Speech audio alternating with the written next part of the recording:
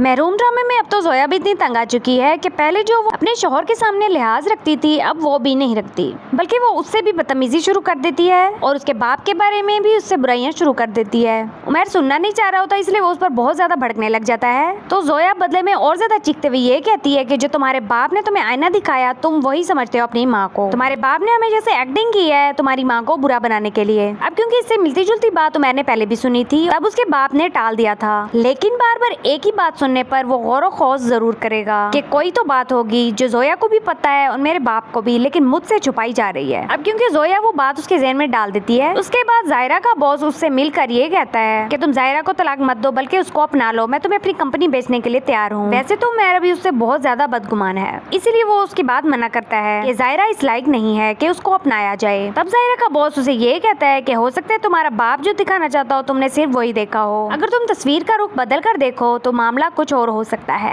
इस मुलाकात के बाद उमैर वाकई इस सोच में पड़ जाएगा कि जहां अगर मेरी माँ को मुझे बुरा बनाकर दिखाया गया, हो सकता है मेरी बीवी के साथ भी वही हुआ हो। जायरा तो वैसे ही उमैर के साथ बिल्कुल भी नहीं रहना चाहती, लेकिन ये हो सकता है कि उमैर जब अपनी गलती पर नादिम हो और जायरा के पैर पड़ जाए और उसे दूसरा मौका देने के लिए कहे तब जायरा मान जाए, लेकिन जितना वो उससे नाराज है लगता नहीं कि वो मानेगी। एक तरफ जोया जहाँ उमैर का दिमाग खाती फिर रही है, दूसरी तरफ वो अपने मामू को भी तिगनी का नाच नचाती फिर रही है और वो वाकई अब सहम गया है कि मेरे हाथ कुछ भी नहीं बचना, ना ही मेरा बेटा ना ही मेरा बिजनेस।